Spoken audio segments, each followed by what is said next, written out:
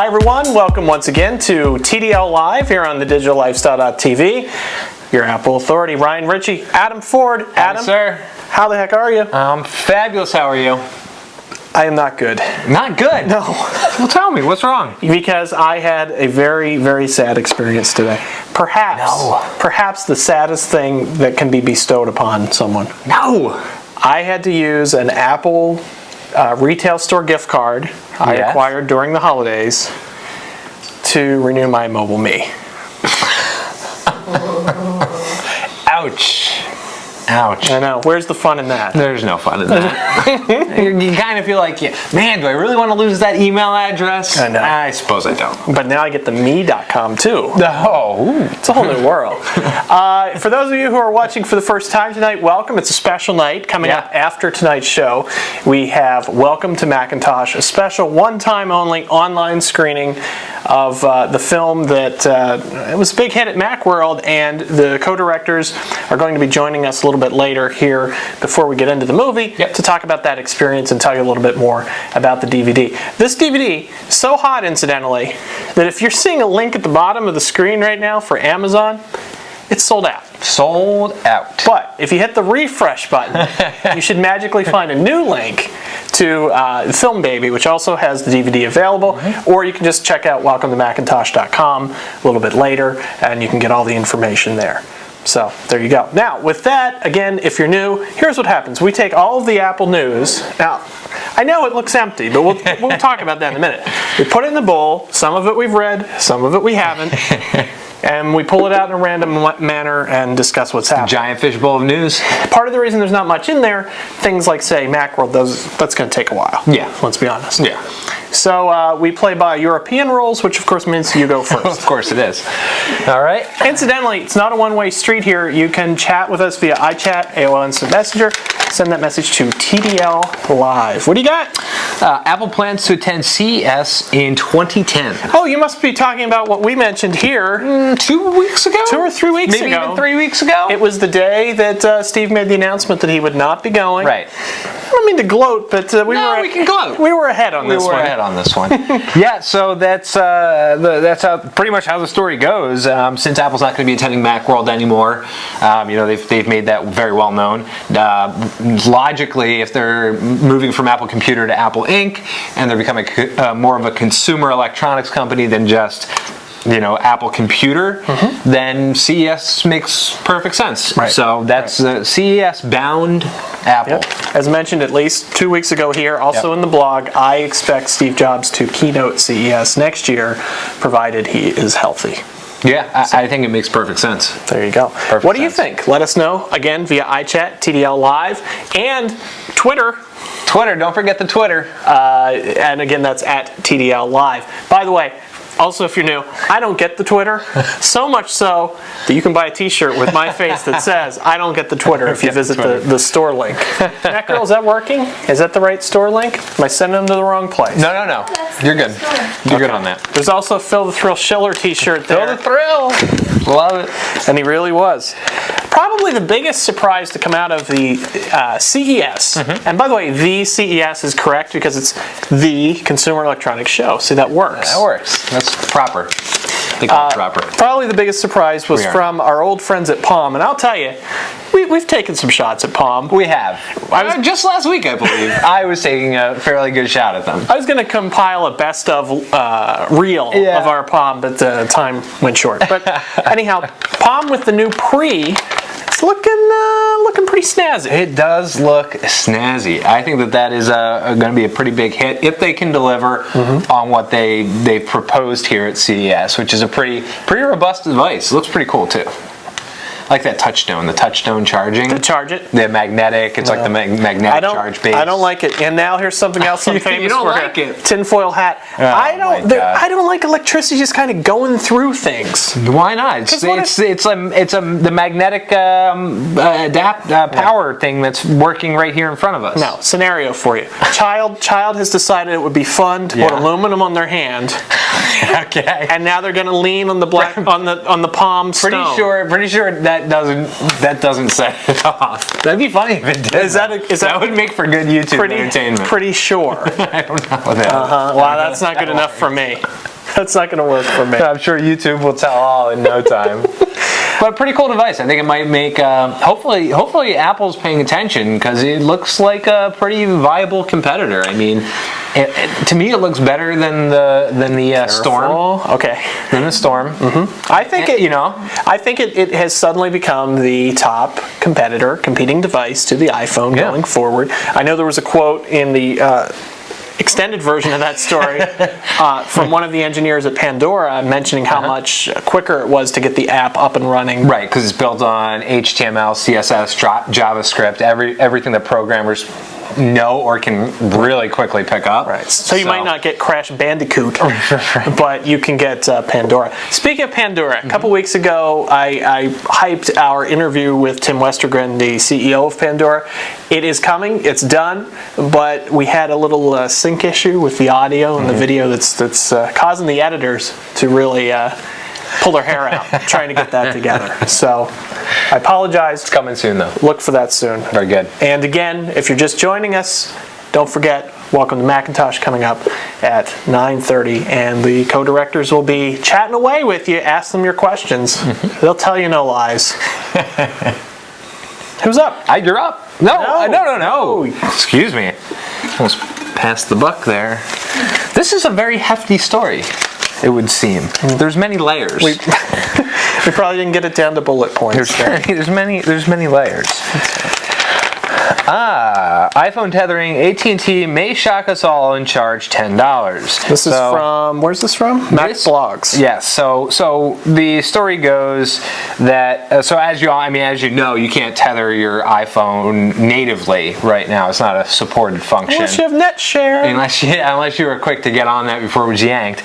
The story goes that you'll be able to spend $10 and be able to tether to your computer to provide if you're on edge, nothing like broadband speed, but the idea is that you'll be able to do it just like BlackBerry right now, and I know the Pre is going to offer tethering as well. So it's on. I mean, at this point, it's almost like, how can you not offer it? How can you not have some sort of solution that says, yes, I agree to pay X amount of dollars, now let me just do it? What do you? I mean, it seems like it's a very specialized group of people, though, that would need to do something beyond what they could do on the phone while they're in a 3G network. Yeah, but I don't disagree with you. Oh, okay. I don't disagree with you. No, I don't disagree with you. But I think it's more bothersome that it's not an option at all. That I have no way of doing that. If I'm on the road or whatever, and I don't want to have to worry about being where's the nearest Starbucks. I just want to get on. Okay. The food court at the mall, which doesn't have Wi-Fi. I should have that option. I should have that option with everything the phone can do. So it's rumored. It's rumored to be coming down the pike. So we'll see. We'll see what happens. Very good. I'm taking care of the Adam Ford fan club, letting them know what's happening here. Howdy. Don't forget TDL Live via iChat or AOL Instant Messenger. If nothing else, it proves we're live. That's right. That's right. We've gotten requests to do different things. So let's just leave it at that. We'll leave it at that. Also, can I tease this? No? Green light. No. You're getting the green light. Look for a web redesign. Ooh. In the near future. We don't have a date yet. But for those of you who are stopping by and thinking, well, it's a nice site, but I don't know what's going on here. Yeah. Just bear with us. Give us a little time. It's coming. Okay. Going in.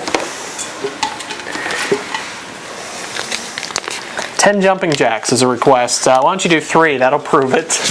There you go. That's good. All right. I guess that means we're kind of live. I'm going to have to sit now. Apple, this is from Apple Insider. Apple Inc.'s 5-year, $500 million deal, display deal. The good folks at LG. Life's good. Life's good. Perhaps new monitors to go along with that new monitor? Yeah. Well, I mean, this is very similar to their NAND flash deal, which they had from years back, buying at a good rate, really driving down cost of goods sold. I mean, they'll take a good deal in bulk when they see one. So. That's I believe that's the idea here. Getting a good deal on LCDs, and LG makes a fine product. I might add. So I can get behind that. good for the stock price. I was gonna say, do you have LG stock? I don't. No, but it's good for Apple's stock price. You know, reining in the cost to make computers and stuff. If you had told me 6 months ago, and things, pencils too. If you told me 6 months ago, if you told me 6 days ago, that if I had taken the money in that may be in Apple stock and had put it into Palm, oh yeah, well, and sold it off, it went up 35% the day of the announcement. I know. It's going to take a while for the Apple stock to go up. Talk about a gamble. I mean, well, yes, it's a gamble. How many years have we had the same trio in front of us? That's true. With the same stinking OS. Well, it wasn't stinking at the time, but 10 years later. That's true. You know, I would decade will do that. But I would say, again, we're not financial advisors. Our lawyers make us make the disclaimers. But I would get out of the Palm stock before those lawsuits start with the kids shocking themselves in the stores. I'm pretty sure it doesn't work that way. What if I put my watch on it? Is it going to go crazy? No, I don't think they would do that. Come on. This thing looks polished. I don't think they've done that. Okay. Am I up? Well, I'm answering some questions here. All right. A question regarding is WebOS backwards compatible on the Palm Pre? The answer is no. No. Maybe there'll be some sort of layer built in the future, but out of the gate, no. You can't play. What's the drug game? Where you're the someone can help me out here. I know what you're talking about. From the drug dealer on the Palm. Right. Come on, folks. Come on, Hive Mind. We've got the collective. Someone out there knows the name, and you'd go. And I know what you're talking about. You'd sell the drugs. Right. And you'd get the money. Not that we're condoning that. No, you could get that on the Crack Wars. Is it Crack Wars or something like that? Is that not right? Sure. That works. Whatever. You could use it on the Texas. This is terrible TV. Texas Instruments. I don't know. What are you calculator, the graphing calculator. No. Dope Wars. Dope Wars. But it was on Palm OS thing. Yeah, but you could also get it on the calculator and play it in math class. Okay, nobody's talking about a calculator. I'm just saying you could do that. Did you do that? I did not, but I know people who did.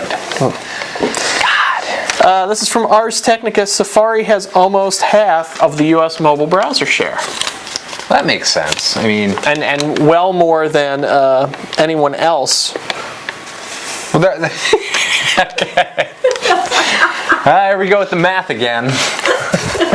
We'll just leave it at that. You can go to Ars Technica to read more. I think I've done my part. Just know that Safari's at 48% in the U.S. Which makes sense. There's no other. Worldwide, I think I can pull this off without causing an issue. You can. Worldwide, it stands at 32%. It's second worldwide to Symbian. Okay. Yeah. Symbian. That's like the operating system your light switches use. Oh, there go the Symbian developers. Oh my. Don't let the WebKit hit you on the way out. Chrome for Mac. Oh, okay. Chrome for Mac. Speaking of WebKit. Yes. So we all know that Chrome is not available for the Mac. It has been available for the PC for what? 6 months, we'll call it? Oh, about that. A little less. Around maybe. Yeah. 4 to 6 months, we'll say. Okay. And finally, we're going to be getting it first half of 2009. That's exciting, I guess, if you like Chrome on the PC. Now, you weren't thrilled with the early testing of Chrome. No, I mean, Chrome is pretty zippy. I mean, it's not a bad browser. Mm-hmm. It's not a bad browser. I don't know that it's compelling to say this has to be my go-to choice now that it's available on the Mac. Mm-hmm. I think it was my go-to choice on the PC because it is leaps and bounds faster than Internet Explorer 7. Okay.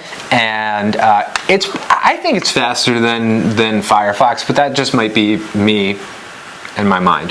What about Safari? Do you have Safari on the PC? I do have Safari on the PC. It takes forever to load up the first time, though. It's kind of weird.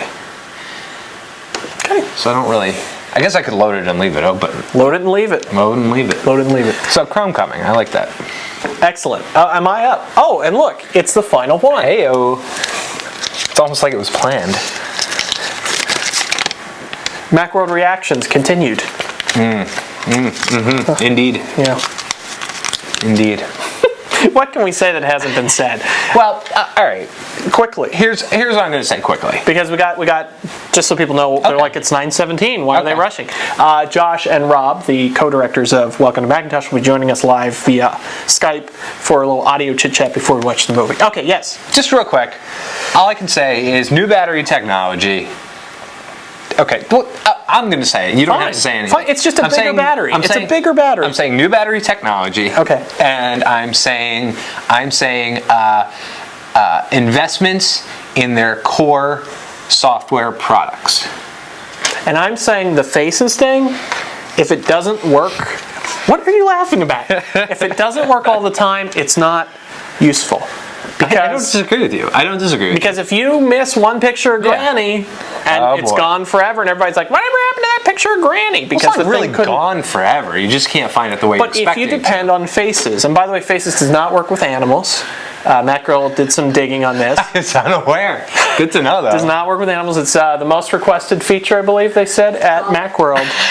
People asking about the animal faces. It's good to know. You should know which pet's yours, I suppose. I suppose so. Were you referring to the Texas Instruments 82 earlier, the TI-82? The TI-82, and I think now they're up to like the 80, 89, 97, I don't even know. You're just making... But yes, it was, Dope Wars was available for it. I know that for a fact. Don't you have something to... I don't. But thanks for checking in. Okay, great. So, Welcome to Macintosh, of course, documentary that has been at a few film festivals, made its big Macworld debut, and Rob and Josh really lucked out because, you know, it was the perfect Macworld to have this movie because it's the end of an era, really, with Apple being there. Sure. And they had some luminaries from Apple's past at the screening, so we look forward to hearing how that went, and they got to meet Woz, which is always a good time. It is a good time. And we'll check in with them. But if you're just stopping by for the first time, we're here every week. We do the show live. We also do our iPhone app reviews, iPod game reviews, root access. You can find it all in the trusty old iTunes. Just search for The Digital Lifestyle. Yeah. All one word, because we know your life's too busy for spaces. I mean, honestly. Of course. I don't think it searches as well. That's really what it's about. So, Rob, Josh, let's see. Are Rob and Josh out there? I hope so. Let's see. I hope so. While we do that, why don't I see what folks have to say? Oh my, we have a phone call. Just like that. Let's see, who could it be? We have a phone call. Should we answer? Sure. All right. Hello? Hello? And who is speaking here? I have a problem with my Mac. Oh, jeez. No, that's why we left. That's a different show. That's a different show. That's root access. Josh Rizzo with us. Is Rob checking in as well? Yeah, I gotta conference him in real quick. Okay. Gotta figure that out real quick. All right. Add to conference. Rob, you there? Yes, sir. Oh, you're on the air. It's like great. It's like we planned it. Perfect. So, guys, first of all, thanks for joining us this evening, and I know everybody's excited about seeing the movie tonight. Give us your overview, though, of what it was like. Paint a word picture of showing the screening of this film at Macworld this year. Rob, you want to give that a shot, or you want me to try? Why don't you give it a shot first? All right. Well, we went in pretty much expecting, not knowing what to expect truly. We were in talks with pretty much all the interviewees, Guy, Andy, Leander, and we had a couple of confirmations and a couple of lukewarm confirmations on who was going to be there at the screening. So we got everyone together. Moments before, I mean, literally, I think it was about a half an hour before we actually got the screening, Rob received a phone call. We had set up a number so it would hunt us down to get a hold of us while we were roaming around San Francisco. Rob picked up the number, and there was a gentleman that said, hello? And Rob was like, hello? Oh. Hello? Oh, no. Rob? Rob? Oh, boy. Oh, no. Everybody's going to say we should have used iChat. Oh, no. Let's see if we can get them back. We've lost our connection. Rob, call us back. You've got our digits. That was kind of bizarre. That was bizarre and disappointing. Well, it's beta. it's a beta. Is Skype still beta? Do they still call it beta? I don't know. I'm not sure. What are you gonna do? So we hope we're gonna get. We'll try to get Rob and Josh back here. We've got a few minutes, but can I tell this? Can I finish the story of who that was they were talking about, or am I stealing their thunder? I don't know. I mean, I hope call me. Call me up. It was Woz. It's the Woz. Yeah. Of course it was. I've never had a call from Woz. I'm not either. Oh! And we just blew up their spot. You blew it. Pretend you don't know. Hello? Josh. We got booted. We did. Let me get Rob back on. All right. If I didn't know better, I'd say a certain electrical guru was pranking us this evening. Yes, we're back. Okay, perfect. All right, so I apologize, stealing your thunder. You get the call, and Robert, that's where you pick in. And I get the call on the phone, and I'm talking to him, and I hear this. I said, hello, and he said, who is this?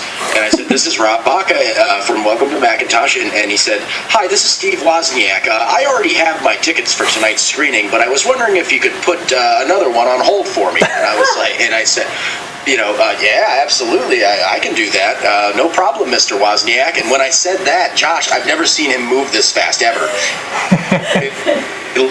He was ready for the car and stuff, getting ready to pack up, go to the screening. And actually whipped around. It was like, you're kidding me, So we were all fired up from that point on. I mean, we knew he was coming, and so we knew he was bringing people with him. So it just kind of worked out. I mean, everybody who said they might show up ended up showing up, and we had quite a panel there.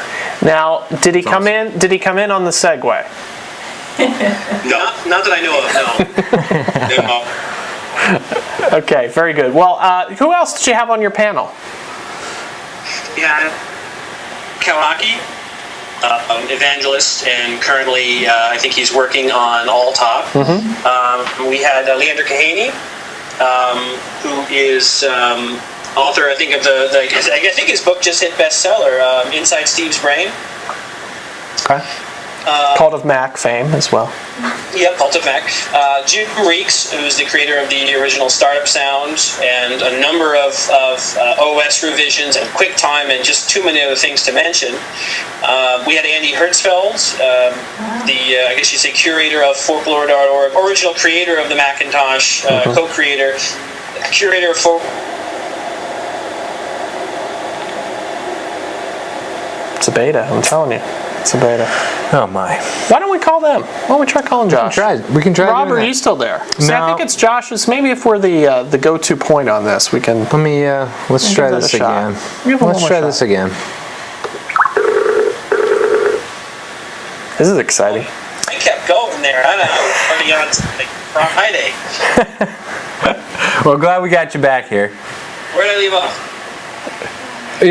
You're going down the distinguished guest list. Okay, which person did we leave off? I think we were at Andy. I think we may have had the whole panel then. Okay, Andy, but we had also Ron Wayne. Yes. The co-founder back in '76 with Jobs and was when it was the Apple Computer Company. And he was a very special guest, and it was a reunion of sorts, I guess you could say. It was very special. Let me try to get Rob back in on the call real quick here. Okay. And while you do that, Josh, my question would be, you say it's a reunion of sorts. I would assume some of those guys probably see each other on a regular basis, and some of them probably haven't seen each other in years. Some of them do, some of them don't. I think we lost Josh again. Oh boy. Josh? It's Woz. I'm telling you, it's Woz. He just keeps pulling the plug. This is, if you see a laser pointer in here, then we know it's Woz. Let's see if we got Rob. Rob. Yes. All right. We just lost Josh, but we got you. All right. So Josh was telling us about the panel, and he was saying that indeed some of the folks, do see each other with some frequency, some don't. So, what do you think it was about the film that made them all get behind it versus, other projects that might talk about the Mac? Well, I think that, of course, I think we just got lucky, quite frankly. You know what I mean? We were lucky enough to, those guys, I guess, trusted our approach enough to grant us an interview at the time. And then, without seeing the film, they kind of showed up to the screening, and it just so happened that they all liked it and gave that kind of review. It was a very surreal kind of thing. But I think that I think the reason that they kind of I knew we stressed from the very beginning that and we say this right now even when we're out talking about the film, is that we're here. We made this film because we wanted to see a film about Apple, and one did not exist. So we were out to do something positive from the get-go. This is not like a muckraking documentary. It's nothing like that. It is the story of Apple from the people who were there, and I think they kind of dug it. So some of the key players were they jumped right on board, and once you get one or two, then you tell some other people who's already agreed to it, and you kind of work it from there. And it was just kind of a coup that they all showed up, and it was that kind of an event that night at the screening. And then Apple added some special significance by making this the last Macworld they're attending, which also, I think that gave a kind of a bittersweet feel to the whole event, I would think. Yeah, we did get some commentary on that, and I did have a few members of the domestic and foreign media tell me that this was the best event at Macworld, with all of those guys up on stage like that. I mean, they said they came up to us after the screening and shook my hand and Josh's hand, and they were like, what you guys put together here was the best thing at Macworld this year. They were like, even if Steve did give the keynote, they joked. So, because, that kind of an all-star team all up on one panel together, I don't know how I don't know that that's ever happened before, which is kind of cool. I mean, I was in awe of it. I mean, usually Josh and I do Q&A after the film, and we just kind of stepped up and said, hey, look, we know you're not here to talk to us, so you guys have at it. Here's everybody who was in the film, so it was just surreal. Very cool. That's awesome. And of course, we're about ready to get started with the film here, but I want to stress that again, the movie's available on DVD. It's sold out on Amazon right now. You can find it on Film Baby. If you're not seeing that link on the page, head over to welcometomacintosh.com. You can find the link there. But Rob, I understand that there's a lot more on the DVD than just the movie we're going to see tonight. Oh yeah, I mean there was so many brilliant things that all these guys had to say that just didn't kind of have a home in the story arc of the film. So we put them all. We have over 3 hours of extra interviews with all these people. They're all chaptered and named, so you can kind of get an idea of what they're talking about. But the biggie on the DVD is the DRM-free version, where you just kind of slide it in your computer and double-click the disc, find the file, and you double-click the file, and it sends it right over to iTunes for use with all of your iDevices. And then some. I mean, literally, since it's a DRM-free file, you can go ahead and export it for a PSP or just do whatever you want to with it. So that's another biggie that's on there. So good stuff. Very good. I mean, 3 hours. We're not talking about this. Isn't one of those deals where it's the deleted scene, like right. Somebody said mention the submarine sound instead of the Sosumi sound. These are right. This is a hefty bit. It's almost like a personal archive and your own video version of folklore, almost. Yeah, it is. It's pretty interesting. They kind of go down. Each one of those guys had a special role at or around Apple, and that's kind of what they get into is their own personal involvement, what they did, what they contributed, instead of the stuff in the film's more like how they fit into the big picture. But then they get into details about what they did in the extras and stuff. So you're right. It is not like deleted scenes. We could have made a movie, like we could have made a 4-hour Ken Burns documentary out of this if we wanted to, so we decided not to do that. We kept the film, nice and tight to watch, and then, for the people who are interested can go see more on the DVD. How many PCs were used in the making making of this film? 0. All right. Just wanted to check, Rob. So, Rob, you and Josh are going to be able to stick around and do some chatting, I believe? Absolutely, we'll be in there the whole time. And I think we might be having this issue because I think a lot of people are tuning in. Maybe we have some bandwidth tightening down. So I think maybe that's why we couldn't get Joshy back on the phone. But yeah, we're going to both be hanging out in the chat room the whole time. So if anybody wants to comment, ask questions, we'll be there. Very cool. Sounds good. Well, we should probably get this queued up. Let's do it. Well, thank you very much, Thanks, Rob and Josh. And again, guys, you can head over to the chat room. It's a little chat button at the bottom of the player there. You'll be able to talk with Rob and Josh. We might stop by too. All right. It might happen. That sounds good. So again, it's Welcome to Macintosh. We're very excited to bring you the online screening. Yeah, we're going to get this queued up for you here. So bear with us for a moment.